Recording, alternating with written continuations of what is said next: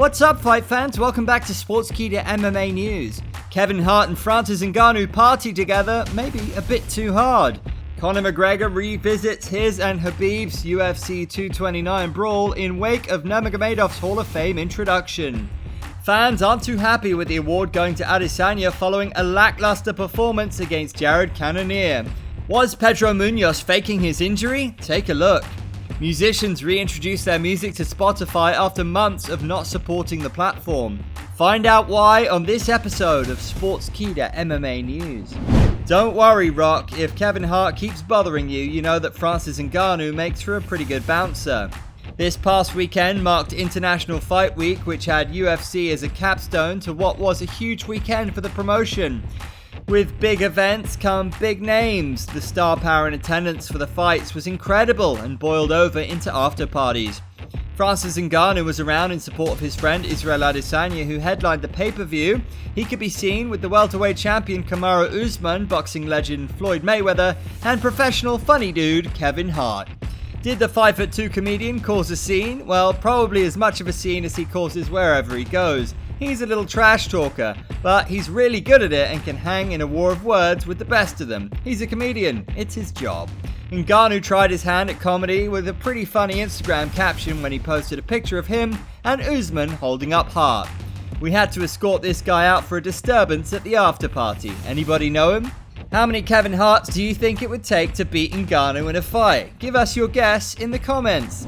Hey UFC, where's the thrill and the agony video for UFC 229? We're still waiting. Don't think we forgot. We have Conor McGregor covering the immediate aftermath of the fight in the meantime. UFC 229 is the biggest event in UFC history to date. It was headlined by Conor McGregor and Khabib Nurmagomedov, but it didn't end in a good way. The build-up to the fight was a lot of McGregor trash-talking Nurmagomedov and his team. The Eagle didn't have a whole lot to say during the media events that preceded the fight, but he let his actions do the talking in the fight. However, when McGregor tapped out in the fourth round, Nurmagomedov still had more to say, and it was at the expense of Dylan Dennis, a teammate of Conor's. With International Fight Week hosting the Hall of Fame introduction of Khabib Nurmagomedov, Conor McGregor began pondering what his introduction will be like when the day comes. He further commented on Nurmagomedov's introduction and shared some photos of Khabib's teammate attacking Conor in the midst of the UFC 229 brawl. A photo sequence starting with a man throwing a left hand at McGregor was posted, and the follow-up photo is Conor slipping this strike and landing that signature left hand of his. Sorry Khabib, but that was a slick counter.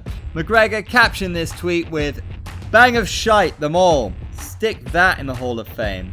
Safe to say, McGregor and Nurmagomedov haven't quite buried the hatchet yet. Treat that subscribe button like McGregor treated Nurmagomedov's teammate and, hit it.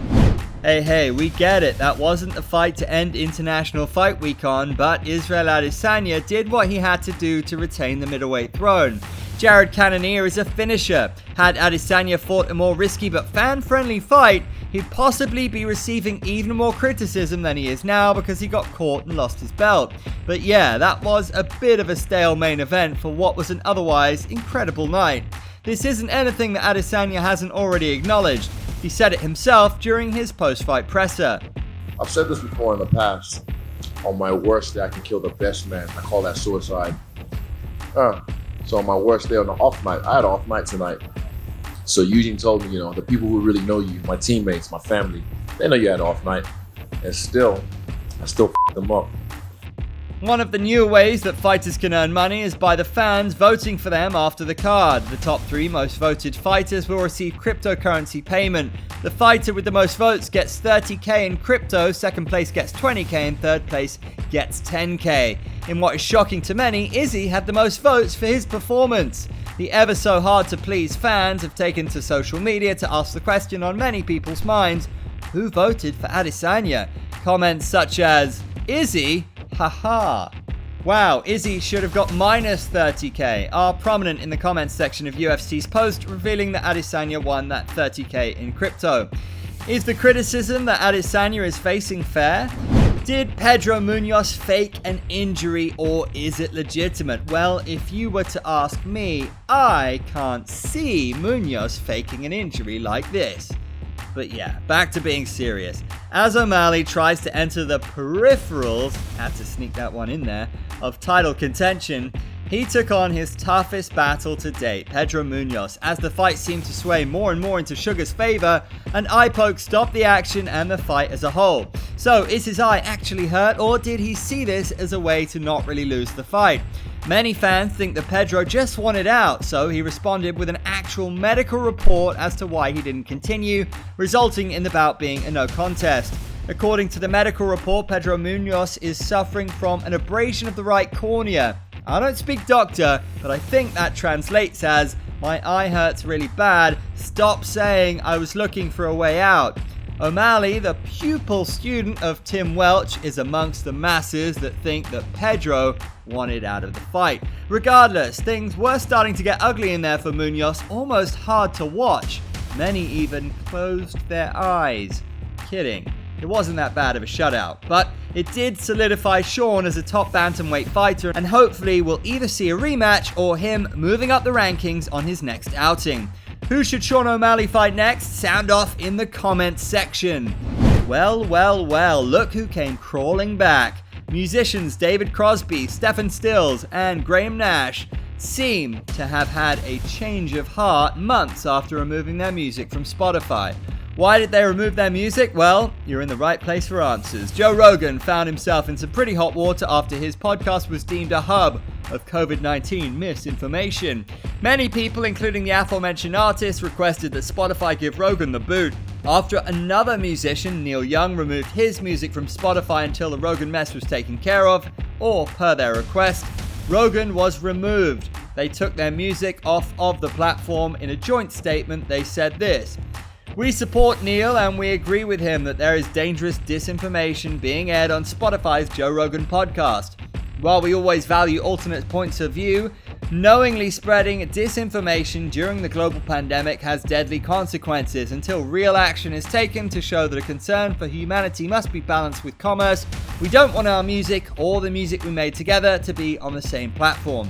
The boot wasn't given, but rather Spotify added an advisory warning before episodes of the Joe Rogan Experience played. Subsequently, these artists stood their ground and left the platform. However, their music has resurfaced on the platform lately. Think there was a reaction to this? You bet there was. Comments such as Jake Shields saying, "What an embarrassment," and others considering this a win for Rogan are popping off on Twitter in response to how the situation has unfolded. What's your favorite David Crosby song? That about does it for Sportskeeda MMA news. Don't forget to subscribe if you haven't already and follow us on our social media platforms. We're on Facebook, Instagram, Twitter, and Snapchat. Until next time. Here are some of the comments from previous videos. Love him or hate him, he's the reason why we have UFC. McGregor must be laid to rest because now he'll only be a shadow of the man he was. If you like this video, please like, comment, and share. Your comments could be featured in the next Sportskeeda MMA news video. We always deliver daily content, so make sure you subscribe and hit that bell so you don't miss anything going on in the MMA world. For updates, quotes, and exclusive interviews from all your favorite fighters, follow Sportskeeda MMA on Twitter and Instagram. Thanks for tuning in.